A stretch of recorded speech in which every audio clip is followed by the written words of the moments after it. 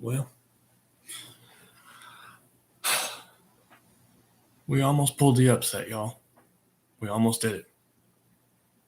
That fourth quarter, though, was terrible.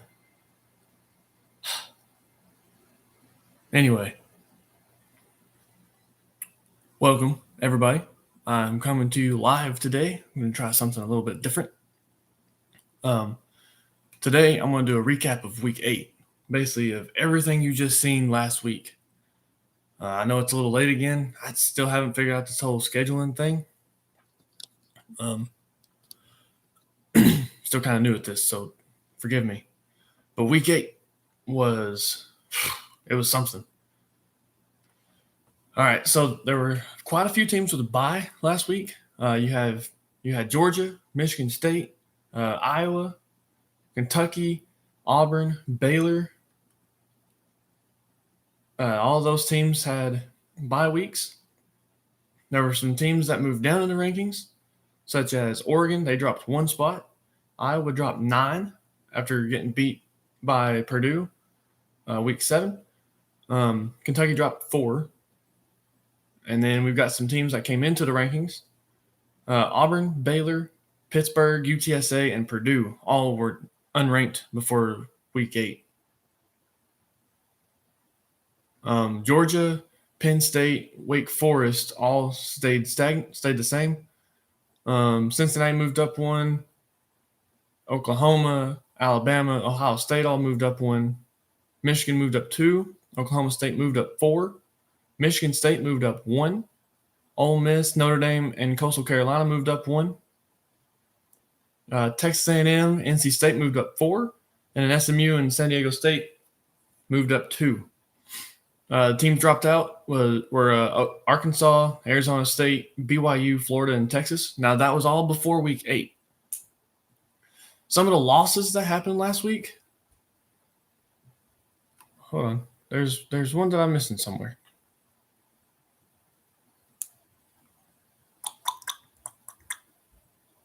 Oh, yes, that one. Yep. One of these teams, I'm pretty sure their season is over. Anyway, so some of the losses that happened last week. You got Penn State getting beat by Illinois. 9 overtimes. That's the longest college football game in history. Going off of that, these new overtime rules, I really, really enjoy. The fact that you can go overtime 1 and 2, normal. You score a touchdown, you kick a field goal. Overtime 3, I'm pretty sure you score a touchdown, you have to go for 2. But in anything after that, it's strictly go for 2. You have 1 play from the 2-yard line to get 2 points, and your team or your opponent gets 1 play from the 2-yard line to get 2 points. Neither one of these teams could score all the way up until overtime 9 when Penn State scored or couldn't score on their 9th overtime drive. And then Illinois comes in there and throws a touchdown pass and wins the game, beat the number 7 team in the nation. I didn't watch all of that game, but I did watch the closing because I seen that they were in 8 overtimes. So I'm like, what the heck is happening in this game? So I had to flip over and watch it. It was a great game from what I've seen. Watching the highlights, it was a fantastic game to watch. I should have watched it, but I had other games to watch, I believe. But anyway, Oklahoma State got beat by Iowa State, 24-21. Oklahoma State has been kind of struggling past couple weeks. They just couldn't find their wheels. And Iowa State's one of those teams you don't want to sleep on. They can come out of nowhere and attack you from any direction. Coastal Carolina got beat. They were 6-0 coming into this game. They were at Appalachian State. AP State got the win 30-27. That was their first win over a ranked team since 2007. And for all of you who don't know, 2007 was the year that Appalachian State beat the Wolverines in Michigan on a blocked field goal. Hasn't happened since for Appalachian State. The Mountaineers just playing ranked teams just haven't worked very well.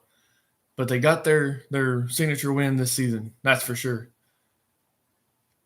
And then you've got another loss. That was in Florida, the city of Miami. The NC State Wolfpack, ranked 18th, were playing in Miami against the Hurricanes. And anybody who loses to Miami this season, you ain't going much further than this. Miami got the win by 1 point, 31-30. But hey, 1 point win is a win, especially when you're unranked against a ranked team. Any win's a win. And then the last game that was a loss was 25 ranked Purdue hosting the Wisconsin Badgers, and they got mollywopped. This final score was 30-13. I didn't watch any of this game. I haven't even seen highlights.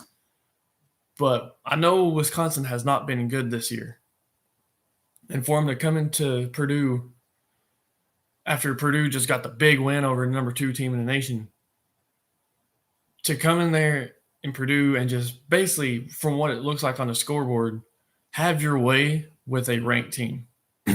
Wisconsin needed that to get back into the running.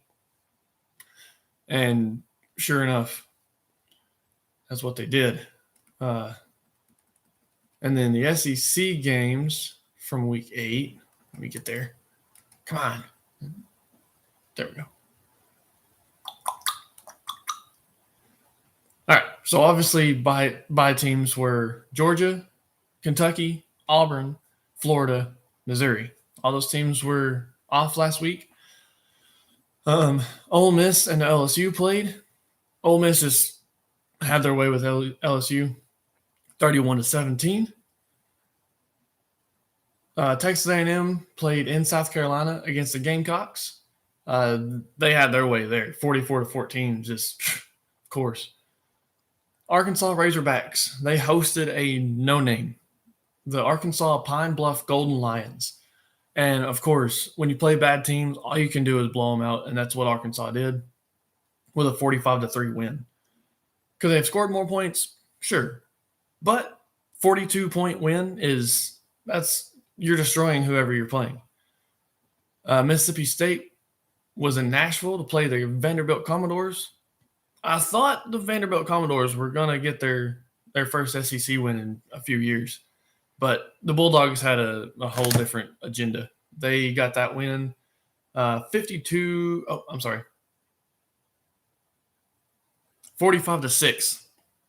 45-6. So Vanderbilt's still winless in the SEC. They haven't won an SEC game in like 2 years, I believe. It's getting crazy over there in Nashville. Little brother is not doing too well. The last game I didn't mention, it was this close. Alabama hosting the Tennessee Volunteers, the number 4 team hosting a non-ranked team. We were close through the first 3 quarters. We were close through a little bit of the fourth quarter. We were leading at halftime. The Volunteers were leading the Alabama Crimson Tide at halftime. It's the first time since the loss that Alabama has been behind. I'm pretty sure that's what I seen. But it was the first time that they were losing at halftime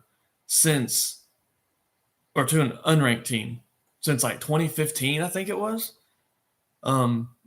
They were on a 14-game win streak against Tennessee going into this game. Tennessee was looking to end that. Like I said, we were close to the first 3 quarters, and then somehow, whether it be the depth that we have, injuries, fatigue, when you don't have a lot of depth, fatigue and injuries can hinder a team easily. But Alabama ended up pulling away and getting a 28-point win, 52-24. That score does not reflect how good of a game this was at all. Tennessee played tremendously well. We're obviously still rebuilding. We don't have the depth that Alabama has. So when they were rotating new guys in every single play, it seemed like we were still out there with the same guys that started the game. I think Coach Heupel's got us going in the right direction. And give us this year, maybe next year, maybe 2 years from now. I say no longer than Coach Heupel's third year, we're going to be winning games like this. We're going to beat the Floridas. We're going to beat the Alabamas. We're going to beat the Georgias. I don't know if we're going to beat Georgia. If they keep playing like this for years to come, like they are this year, we are not beating Georgia, I don't believe. But just you wait. Tennessee's going to be back on the map. We're no longer going to be that team, that the team circle for an easy win like we have been in years past. Since 2009, we've been that way. Lane Kiffin leaving in the middle of the night apparently just screwed the entire Tennessee Volunteer football team up. I don't know what happened there. But give us a few years. We'll be back. Okay, so moving on. Week 9. It's going to be a big one, guys. We've got a bunch of big games in the top 25 at least. I'm just going to go down the list here. You got the annual Georgia-Florida game.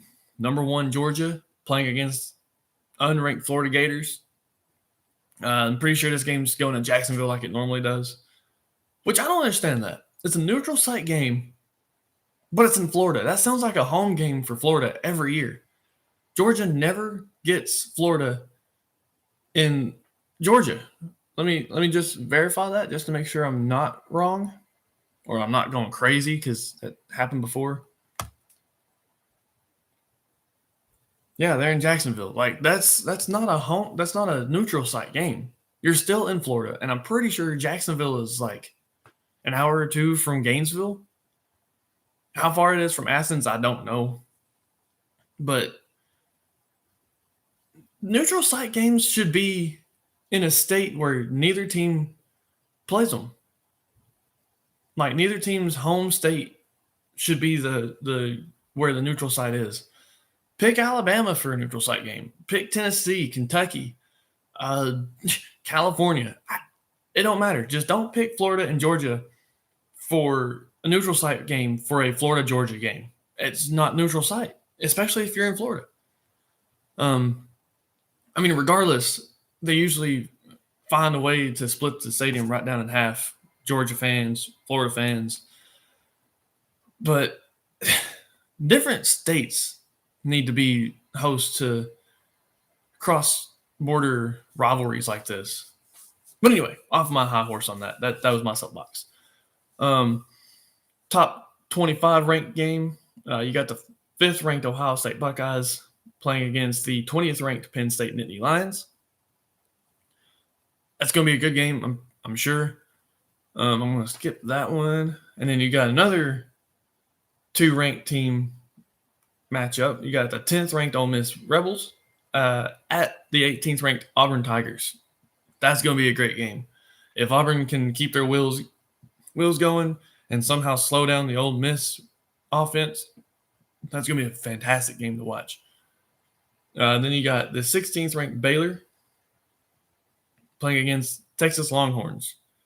Texas has kind of fallen off this season. I don't know what happened, but after they got beat by Oklahoma, it's just like they're sleepwalking now. They were doing good again in that game, and then the Sooners just said, nah, stop. So Texas needs to get their wheels back under them and get going again. The 9th ranked Iowa Hawkeyes are playing in Wisconsin. That is going to be a good matchup. Wisconsin, I believe, has found their momentum. They found their rhythm. Iowa kind of they're still a little bit woozy after that shellacking that they took against Purdue. I mean, 24-7, I'd be freaked out too. Then you got the 25th ranked BYU Cougars versus the Virginia Cavaliers. Virginia, from what I've seen so far, they're pretty good. They're decent. They're not the greatest, but they're decent. They're good enough to beat big teams like this. I think they can get the win here, but I'm going to do that in a second. Then you got the 19th ranked SMU Mustangs at the Houston Cougars. From ESPN, they are dead even. Nobody's a favorite. Nobody's an underdog. They're just even. I think that's going to be a great game for either one of these teams because they both need wins against each other. They're in the same conference. That's going to help them out with their conference championship race. But I think it's going to be a great game, especially since they're both even. Then you got the 22nd ranked Iowa State Cyclones. I almost said Cyclones. They're playing in West Virginia against the Mountaineers. Iowa State is only a 7-point favorite in this game, which blows my mind because it's Iowa State, and they're coming off a big win last week, so they're going to have a ton of momentum coming into this game. But the fact that they're a 7-point favorite, just 7, kind of baffles me a little bit. Like, where do these guys get their point system for favorites and stuff? And then you got the 11th ranked Notre Dame Fighting Irish. They're playing against the North Carolina Tar Heels. Notre Dame is a 3.5-point favorite. 3.5 over North Carolina. Do I think North Carolina can get this win? Absolutely. Anybody can win on any given Saturday. Do I think they will? I don't think so. I'll go over those scores in just a moment. 17th ranked Pittsburgh playing against the Miami Hurricanes. Pittsburgh's a 9-point favorite here. I think this is going to be a close game too. I think it's going to come down to the wire. Then you got the 21st ranked San Diego State Aztecs versus the Fresno State Bulldogs. San Diego State is a 1-point favorite. 1 point. I think they're going to cover that and maybe win by more. I don't know. According to my prediction score, it's a 1-point victory for either of them. Then I got the 12th ranked Kentucky Wildcats playing against the Mississippi State Bulldogs. Kentucky is only a 1.5-point favorite over the Mississippi State Bulldogs. Think about that. 12th ranked team, 1.5-point favorite over a non-ranked team that's in the bottom of the conference. That's wild. I mean, do I think Mississippi State has a chance? Maybe. Do I think it's going to be close? Maybe not. I don't know. But Kentucky is a 1.5-point favorite. My prediction scores for these games, Georgia, Florida. Georgia's a 14-point favorite. I say Georgia's going to win 42-20. Florida's just fallen off the map here lately. And after getting beat by LSU, I'm pretty sure they're just sleepwalking at this point. And Georgia, however, just keeps on rolling and rolling and rolling. They're gonna continue to do great things. Ohio State and Penn State. Ohio State is an 18.5-point favorite. I think Penn State's going to come in here and get a 3-point victory. Overtime, maybe. Penn State's coming off a loss, a big loss last week, and I think they're going to be playing with some anger and a lot of frustration. They're going to take it out on their rival, Ohio State. It's going to be a great game, I believe. Ole Miss, Auburn. Auburn is a 2.5-point favorite over Ole Miss. I think Auburn can get this win. I got them winning by a field goal, 30-27. But I think the Tigers can pull it out. Is it going to be closer than that? Maybe. Is it going to be more of a blowout? I don't know. Nobody knows. We'll only find out at the end of the game. Baylor and Texas. Baylor's a 3-point favorite. Do I think they're going to win by 3? No. I think Texas is going to come in here and get the win. They're trying to get their team back rolling again. So I think Texas will come in here and shut down Baylor Bears and win by 7. 31-24 is my final score prediction there. Iowa and Wisconsin. Wisconsin is a 3.5-point favorite here. I believe Wisconsin's gonna keep it close. They're gonna come down to the wire. But I think Iowa is they're gonna find a way to get either 2 field goals or a touchdown late in the game, and they're gonna win this one 37-31. Could it be closer than that? Absolutely. Could it be more of a blowout? Definitely. Could it be an upset win for Wisconsin? Definitely. Absolutely. But yeah, my prediction is Iowa 37, Wisconsin 31. That's my score.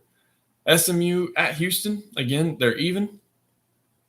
According to ESPN, SMU has a 50.1% chance of winning, whereas Houston has a 49.9%. That's how close this game actually is matchup-wise. If it's changed, I don't know. Let me find out real fast. Yeah, it's still the same. So either way, so the percentage has changed. SMU actually dropped to 49.8. Houston went up to 50.2. But either way, they're still that even. They're still that close. It's going to be a good game to watch. It's probably going to be fun to watch. I don't know. I don't really know how either of these offenses operate. But I think, what does it say? I think Houston's going to get the 3-point victory here against SMU, pull the upset, 20-17. As close as it's going to be, Houston's just going to find their firepower late in the game and get the win. Last-second field goal, maybe. I don't know. Iowa State, West Virginia. Again, Iowa State is a 7-point favorite. I think they're going to cover that and get a couple more points. Iowa State, in my opinion, will get this win 37-27. West Virginia hasn't been anything good this season. And Iowa State, like I said, you can't sleep on them. They could run the tables in the Big 12, and they could control their destiny. Who knows? Notre Dame, North Carolina. Again, Notre Dame is a 3.5-point favorite over the Tar Heels. I think they're going to cover that and get one more field goal. I think they're going to get the 37-31 victory. Pittsburgh and Miami. Again, Pittsburgh is a 9-point favorite. I don't think they're going to cover that. In fact, I think Miami can get the win.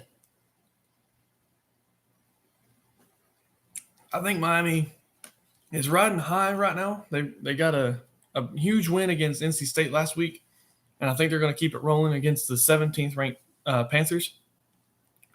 And I think they're going to get another 1-point victory. 24-23 is my score here. Miami's found another quarterback that's actually I guess he's decent. Apparently he's better than De'Aaron King. I think that's his name. From what I've seen, he was panicking under pressure. That's what I've seen. But that was at the end of the game last week. Anybody's going to panic under pressure. I mean, you've seen it in the Super Bowl this past season. Patrick Mahomes was panicking, running for his life. Anybody who's running for their life as a quarterback, it's hard to throw a good pass. And it's really hard to throw a pass when you're laying on your back. I don't know if anybody's ever played quarterback. I haven't personally really played, but I've tried it, and it's really hard. Anyway, Miami gets that win 24-23. San Diego State and Fresno State, the Aztecs are a 1-point favorite. I think they're going to cover that. I think that's all it's going to be, a 1-point victory for the Aztecs, 38-37. I think it's going to be 37-35, and then at some point, San Diego State's going to be like, oh my gosh, we're about to lose this game. The Bulldogs are going to be happy because they'll be like, oh my gosh, we're about to win this game. And then San Diego State goes down there and scores a field goal and shuts up all the naysayers. Kentucky at Mississippi State. 1.5 points for Kentucky. I think they're going to cover that. They're going to miss it by 0.5 point, but I think they're going to slow down Mississippi State late. I think they're going to block a field goal on an extra point, and they're going to get this win by 1 point, 28-27. It's going to be a close game, I'll tell you that much. Now, one of the games that I've skipped for this week for these big games is the location of College Game Day. It's in the Big Ten. Two top 10 ranked teams at that. They're both undefeated. Michigan and Michigan State, the Wolverines and Spartans. Do I think this is going to be one heck of a game? Heck yeah, I do. Both of these teams are playing for something big. They're playing for bragging rights in the Big Ten. They're trying to get to the Big Ten championship for the first time in forever, especially if you're the Wolverines. Michigan's been kind of sleepwalking the past few seasons under Coach Harbaugh. I think he's got them going the right direction now. Michigan State, obviously, they're doing something great. They're undefeated. But I believe either one of these teams, if they win, they're going to go to the Big Ten championship, and they have a big chance to go into the playoffs. As long as they win this game and then win the rest of them, I'm pretty sure they both still have Ohio State left to play. That's going to be the icing on the cake for either of these teams. But Michigan and Michigan State hosting College Game Day, it's going to come down to the wire. Michigan is a 4-point favorite, and I think they're going to get it. They're not going to cover that 4 points, I can tell you that. I think they're going to get a 34-33 victory. But Michigan, from what I've seen, from what I can tell, they are going up this year. They are up, and they are flying high right now. That game's going to come definitely down to the wire. Okay, so going on from big games, the top 25 for this week, obviously you get Georgia, 7-0. Cincinnati is at 2, 7-0. Alabama's 3 at 7-1. They moved up a spot from last week. Oklahoma dropped a spot after their dismal performance against Kansas. They came out with the win, but was it pretty? Heck no. Oklahoma apparently forgot that there was a game going on there for a little while. They were down 10-0 at halftime. First time they've done that in a while. And then come out and beat Kansas like they usually do. Ohio State is at 5. They're 6-1. They didn't move from last week. Michigan, we just talked about, is number 6. They're 7-0. Oregon, they moved up 3 spots. They are now at 7. They are 6-1. Golly. Michigan State, undefeated at 7-0. They're up to 8. Iowa moved up 2 spots after last week. They're at 9. They're 6-1. Ole Miss moved up 2 spots. They're 6-1 at 10. Notre Dame's at 11 with 6-1. They moved up 2 spots as well. Kentucky's up 3. They're 6-1 at 12. Wake Forest still undefeated. Only undefeated team in the ACC. They're 7-0. They moved up 3 spots. They're at 13 now. Texas A&M, they also moved up 3 spots. They are 6-2. They're at 14. 15, the Oklahoma State Cowboys, they're 6-1. That's dropping 7 spots after getting beat by Iowa State. Baylor, 16th, 6-1. They're up 4 spots. Pittsburgh Panthers, 17th, 6-1, up 6 spots. That's after the win against Clemson. Auburn, ranked 18th. They are 5-2. That's up 1 spot. We'll see how they perform this weekend, today actually. SMU is at 19. They're undefeated. They're up 2 spots. Penn State dropped 13 spots after getting beat by Illinois. 13 spots. Whew. Wild. They're at 20. They're now 5-2 after getting beat by Iowa, Illinois. Out of those 2 losses, the Iowa loss is definitely a lot better. 21. Yeah, San Diego State Aztecs. They are 7-0. They moved up 1 spot from last week. Iowa State sitting at 22. They're 5-2. They were unranked last week. 23, that's the UTSA Roadrunners. They are undefeated. Undefeated. They're UTSA Roadrunners. Don't even know who they are. University of Texas San Antonio. They have found a rhythm, I guess. They're kind of right there with the Coastal Carolina Chanticleers. Not one of those teams that you expect to be ranked. Not one of those teams you expect to see a playoff. But there they are, sitting 23rd, 8-0. They moved up a spot after last week.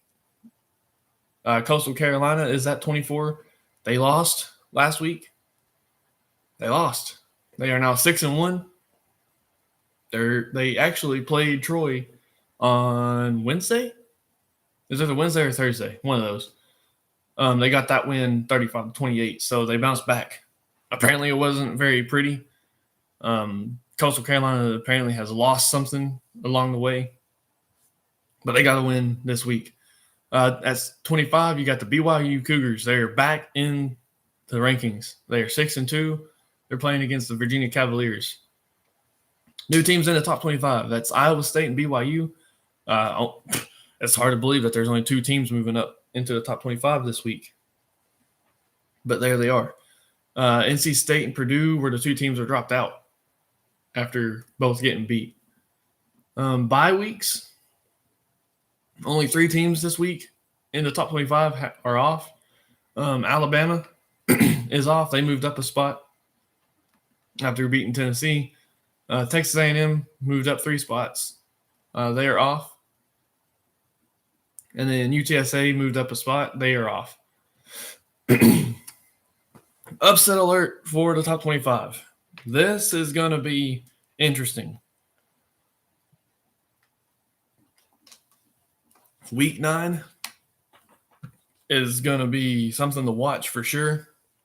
But the teams that I'm putting on upset alert, Ohio State, they're playing a big game against Penn State. The Nittany Lions can get the win. The only reason I put this game on here, Michigan and Michigan State, is because Michigan State is a lower rank. If they beat the 6th ranked team, that's technically an upset. But Michigan is on my upset alert list because they are playing a great Michigan State team. Ole Miss, they're playing against Auburn. That could be an upset because they are in Auburn. Baylor playing Texas. Texas may have fallen off the map a little bit, but they can find their rhythm pretty fast and pretty easily. I think they're going to do it this week. They have a huge chance. The 9th-ranked Iowa Hawkeyes playing in Wisconsin against the Badgers. That could go the Badgers' way for sure. Iowa State playing at West Virginia. That's going to – I don't want to say West Virginia is good enough to get the win, but you never know, especially in the Big 12. Every team can beat each other. Notre Dame, I'm putting them on this list. They're playing against North Carolina just because they are only a 3.5-point favorite. Yeah, North Carolina can get this win. They just have to figure out what's wrong with their team. Putting Pittsburgh on here. Miami can beat them. It's a 9-point difference, 9-point favorite for Pittsburgh. Miami's flying high. They got a huge win last week against the Wolfpack. San Diego State's on here. They're playing against Fresno State. 1-point favorite for the Aztecs. Fresno State's one of those teams that can beat anybody any given time. Kentucky, they're playing in Mississippi State. And they are only a 1.5-point favorite, so that's why they're on here. Moving on to the SEC. Those games this week, you've got Missouri at Vanderbilt at 3, Georgia, Florida at 3:30. I'm definitely going to watch that game. Ole Miss at Auburn at 7, Kentucky at Mississippi State at 7, or also at 7. The teams that are off this week, Alabama, Texas A&M, Arkansas, LSU, Tennessee, South Carolina. That's pretty much the whole conference. 6 out of the 7 teams are playing. The other 6 out of the 14 teams are playing. The other 8 are all playing each other. My predictions for those games: Missouri, Vanderbilt. Missouri is going to have their way with Vandy. They're going to get the 38-17 victory and walk out of there with their heads hanging high. I already talked about the Georgia-Florida game. Georgia gets the win 42-20. And I technically already talked about these other 3 games. Auburn's going to beat Ole Miss 30-27. And Kentucky's going to beat Mississippi State 28-27. Do I think those points are going to hold up? Absolutely not. Do I think it's possible? Definitely. Kentucky has kind of found a rhythm that I haven't really seen from them in a couple years. They came close. I say they came close to beating Georgia, but a 30-13 loss is not coming close to beating a team. I don't even know why I was thinking about that. But Kentucky Wildcats beat Florida after so many years of just being pushed around by the Gators. The power rankings for the SEC. obviously it's Georgia at the top. Obviously, you can't argue with them. They're number one in pretty much everything, except for points scored for the offense. They are fourth with points scored, and then that's with 269 points. And in points per game, they're third with 38.4.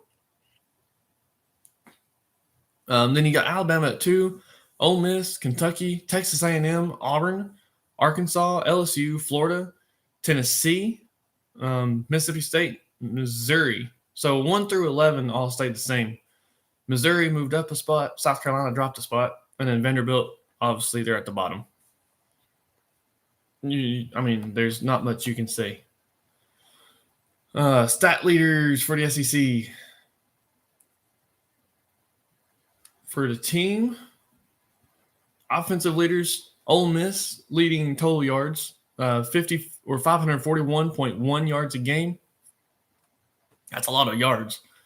Florida comes in at number 2 with 501.9. Alabama's number 3, 494.0. Arkansas at 4 with 465.3. And my Tennessee Volunteers are at 5 with 457.1. That's good. Passing yards, Mississippi State's number 1 in the SEC with 374.7. Alabama's at 2 with 323.0. Missouri's at 3, 288.3. Ole Miss is at 4 with 277.9. And LSU's at 5 with 269.9.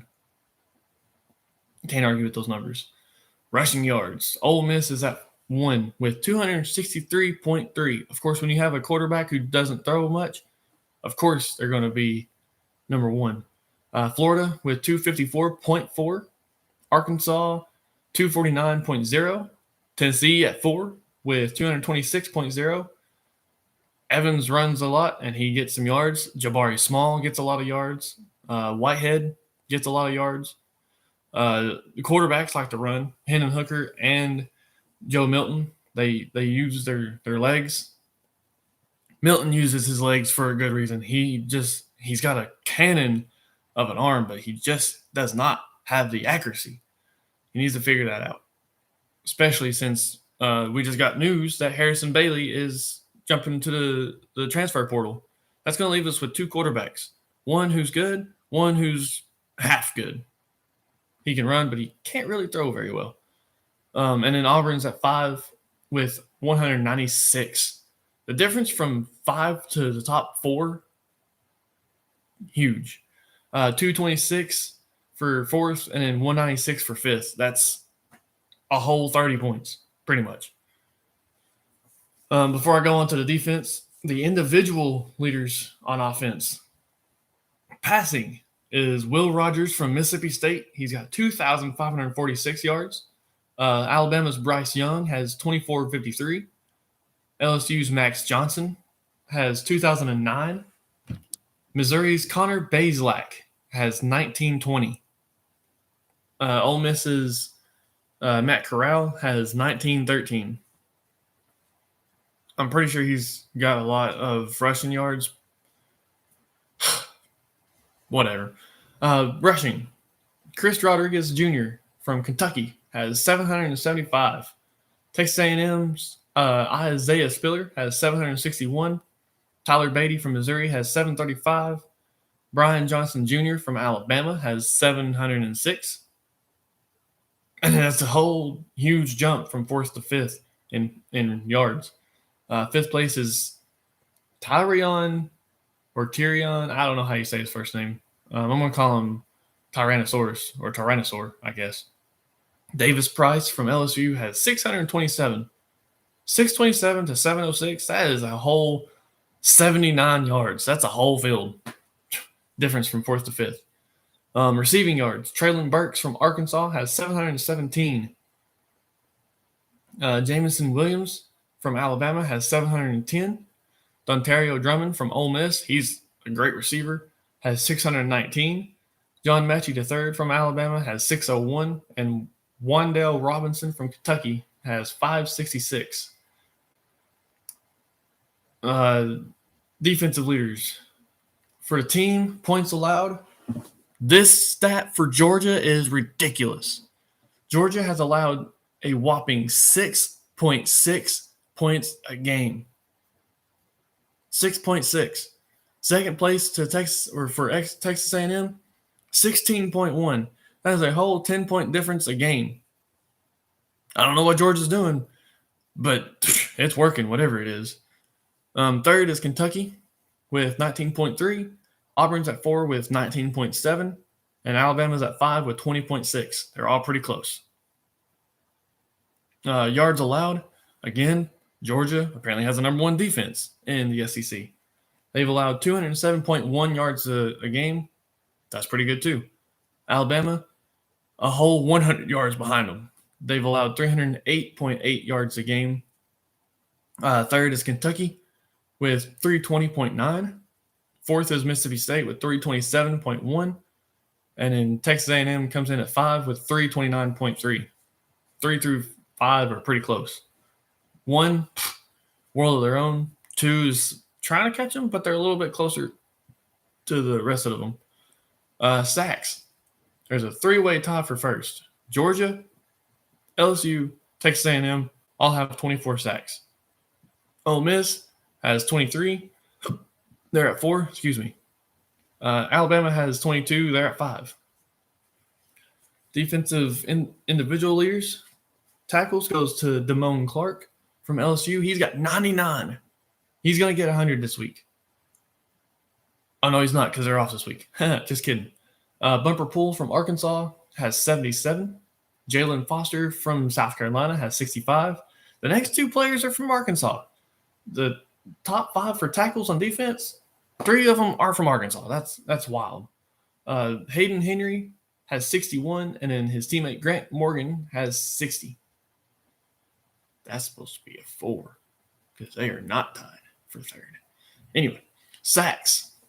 Alabama's Will Anderson Jr. has 8.5. 8.5. Sam Williams from Ole Miss has 7.5. And then these 3 are tied for third with 6. Zachary Carter from Florida, Tyree Johnson from Texas A&M, Brenton Cox Jr. from Florida. All of them are tied with 6 sacks all season. Interceptions. There's one player who's on an island by himself. That's Jalen Foster from South Carolina. He's got 5. The rest of them tied for second. They've all got 3. You've got Monteric Brown from Arkansas, Deshaun Jenkins from Vanderbilt. There's a Vanderbilt player on here. Wow. And Jalen McCullough from Tennessee. He's a great defensive player too. I've watched him a few times. And Emmanuel Forbes from Mississippi State. The fact that there's a Vanderbilt player with interceptions on this list and they're tied for second blows my mind. I mean, it's Vanderbilt. You wouldn't even think that they'd have any interceptions. I don't think I've ever gone over this, but the NCAA stat leaders, the entire NCAA world this season, for offensive leaders for team total yards, Ohio State from the Big Ten, 559.3 yards a game. Western Kentucky Hilltoppers from the CUSA, Conference USA, baby, 542.9 yards a game. Third is the SEC's Ole Miss Rebels. They've got 541.1. ACC's Virginia comes in at 4 with 539.9. They're not far behind Ole Miss. Better watch out. SMU from the AAC, not the ACC, the AAC. That's American Athletic Conference. 525.4. Passing yards, Western Kentucky Hilltoppers, Conference USA, 438.3. Virginia, ACC, obviously we just talked about them, 404.6. Nevada from the Mountain West, 379.4. Mississippi State from the SEC has 374.7. Conference USA's Marshall Thundering Herd. I don't know what they're doing in Conference USA, but apparently these teams know what they're doing. Marshall comes in at 5 with 352.7. It's not bad. Now, notice, you don't see an SEC team on top of these lists. Mind-blowing, right? Rushing yards. The Air Force Falcons from the Mountain West has 318.4. Get this. Army, another military school from the FBS Independence. They don't even have a conference. They have 312.3. 312.3.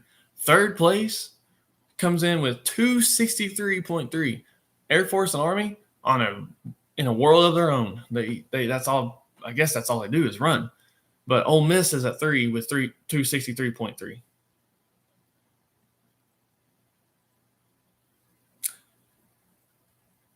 Florida comes in from the SEC with 2,544.4 yards a carry. I think I got a little excited with the typing there. It's 254.4, not 2,544, because that's a heck of a lot of running per game. That's like your entire offense, and you just get the ball 25,000 times. But yeah, Florida's at number 4 with 244.4. Let me fix that. There we go. And then Michigan comes in at 5 from the Big Ten with 253.3. Again, no SEC team at the top of those lists. Offensive individual leaders. Brennan Armstrong from Virginia, the ACC, has 3,220 passing yards. This is passing yards list, obviously. Forgot to mention that. Bailey Zappe, I don't know, however you say that, Zappe. All you Western Kentucky fans, forgive me. I do not know this kid's name. I don't watch Western Kentucky, obviously. Conference USA is where he resides. He's got 3,014 yards. Jake Heiner, sorry for all those Fresno State fans out there. Hainer, I don't know. From the Mountain West has 2,582. Will Rogers from the SEC's Mississippi State has 2,546 passing yards. He's at 4. 5 is Carson Strong from Nevada, Mountain West, 2,466. Rushing yards. Sean Tucker from the ACC's Syracuse. He's the only player this season with 1,000 yards. He's got 1,060 of them bad boys. Kenneth Walker III from Michigan State in the Big Ten. Not far behind that. He's got 997. Bijan Robinson from Texas, Big 12. He had a gruesome injury, apparently, I guess, last year. It was terrible to watch. But he's got 924. Lou Nichols III from Central Michigan, the MAC. He has 915 rushing yards. Sincere McCormick, UTSA, Conference USA. How about that? Has 891. There's not a single SEC player on that list. That's crazy. There's not an SEC player on this list either. Receiving yards. Jarrett Stearns from Western Kentucky, Conference USA, has 1,077 yards. Drake London from USC, Pac-12, has 1,003. So there's only 2 players with 1,000 receiving yards. Devin Tompkins, Utah State, Mountain West, he's got 923. Calvin Austin III from Memphis from the AAC has 901. And Jalen Tolbert from South Alabama from the Sun Belt Conference has 873. The fact that there's not a SEC, Big 12, or Big 10 player on that list blows my mind. And there's not even an ACC player. The only Power 5 player that's on there is Greg London from USC, Pac-12. Mind-blowing. Defensive leaders. Points allowed. Obviously, this is going to be Georgia again. Obviously. 6.6 yards a game is ridiculous, and my computer's trying to die on me. That's cool. From the SEC. Michigan with 14.3 from the Big Ten. They're at 2. 3 is Clemson. ACC, 14.6. Actually, these next 3 teams are tied. Cincinnati from the AAC and Iowa from the Big Ten. All 3 of those teams, Clemson, Cincinnati, Iowa, 14.6. Yards allowed, Georgia with 207.1 from the SEC. Wisconsin, Big Ten, 223.0. Big 12's Iowa State, 262.9. I'm literally just going to run through these. Houston at 4 from the AAC, 277.4. San Diego State, Mountain West, 279.4. Sacks, the Troy Trojans, they probably got more since the last time I made this, but the Troy Trojans from the Sun Belt have 31, maybe more. Colorado State from the Mountain West has 29, and so does the Buffalo Bills from the MAC. They both have 29. Houston and Nevada are tied at 5. I'm sorry, tied at 4. Both Houston from the AAC, Nevada from the Mountain West, they both have 28. There's not a Power 5 conference team on there. Incredible. Individual leaders for the offense. Tackles, Damone Clark from LSU, 99. Jackson Mitchell, Connecticut, FBS Independence, 90. J.J. Russell, Memphis, AAC, 86. Darren Anders, Bowling Green, MAC, 79. Avery Roberts, Oregon State, Pac-12, 78. Sack leaders, Andre Carter II from Army, FBS Independence, has 8.5, and so does Will Anderson Jr. from Alabama in the SEC. Both of those players have 8.5 sacks. Tristan Nichols from Nevada, Mountain West, has 8 sacks. Will McDonald IV from Iowa State in Big 12, and Richard Jabooner, I don't know, from Troy, Sun Belt, both have 7.5. Interceptions. Jalen Foster from South Carolina in the SEC has 5. And there's a 4-way tie for second with 4 interceptions. That's Verone McKinley III from Oregon, Pac-12. Deontay Williams, Nebraska, Big 10. Jermaine Waller, Virginia Tech, ACC. Riley Moss, Iowa in the Big 10. So Week 9 should be pretty interesting to watch. Obviously, I'm going to be watching the bigger games because Tennessee's off this week. I can't watch their game because they're off. It's hard to watch a bye week. But Tennessee's going to have to figure out what they need to do in order to beat Kentucky next week. And they can't look past Kentucky to look at their next game because that's Georgia. They've got to worry about Kentucky one game at a time. You can't look ahead, especially when teams are ranked, especially when they're a rival. But they need to work on some stuff to get ready for Kentucky next week. Georgia-Florida is going to be one heck of a game. Michigan State, obviously 2 top 10 ranked teams. That's going to be a great game.